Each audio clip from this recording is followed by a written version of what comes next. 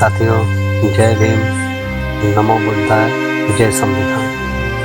साथियों, वैदिक धर्म के बारे में कपोलकल्पित धर्म का प्रचार प्रसार में कोई कमी नहीं छोड़ी इन लोगों का कहना है कि वैदिक धर्म ही सबसे प्राचीन धर्म है और वह सृष्टि के आरंभ से अस्तित्व में था, ऐसा पौराणिक कथाकार कहते हैं। यदि वैदिक धर्म सबसे प्राचीन, शक्तिशाली एवं सबसे सनातनी धर्म था, तो जब तथागत बुद्ध एवं धम्म संपूर्ण जम्बूद्वीप एवं एशिया खंड में फैल रहा था, तो वैदिक ब्राह्मणों ने उसे रोकने की कोशिश क्यों नहीं की? ब्राह्मण जिस यूरेशिया से भारत देश में आए थे, वहाँ पर उनका धर्म कोई क्यों नहीं है?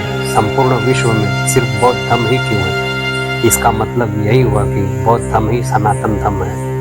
जब वैदिक धर्म अस्तित्व में नहीं था, तो यह वेद कैसे होंगे? वेदों की निर्मिति यह बौद्ध साहित्य से की गई है।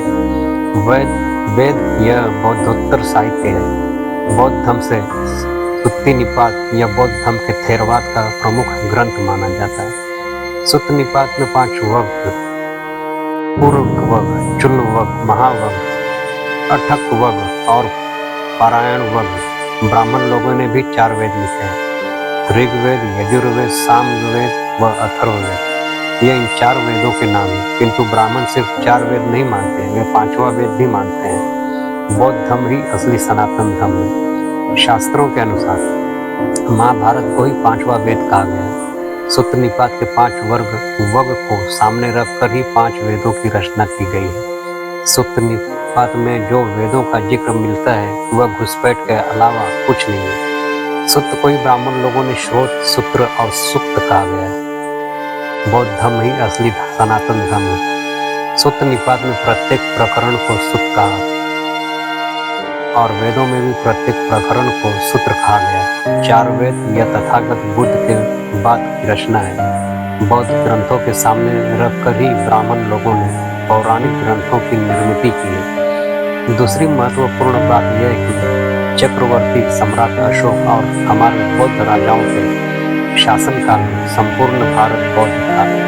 विदेशी, चीनी, जापानीज, ग्रीक यात्रियों ने अपनी भारत की यात्रा में उसका विस्तृत वर्णन किया है। भारत की भूमि सिर्फ बौद्धों से भरी पड़ी है, ऐसा उन यात्रियों ने कहा था। जब बुद्ध कालखंड में संपूर्ण भारत बौद्धमय था, तो अब क्यों नहीं है? क्योंकि अन्य धर्मों ने बौद्ध धर्म को धीरे धीरे खत्म किया और उसकी जगह ले ली। आपको बड़ा आश्चर्य होगा कि इस्लाम और क्रिश्चियन धर्म भी बौद्ध धर्म से ही निर्माण हुए हैं। आज का हिंदू धर्म भी बौद्ध धर्म का ही बिगड़ा हुआ एक स्वरूप है।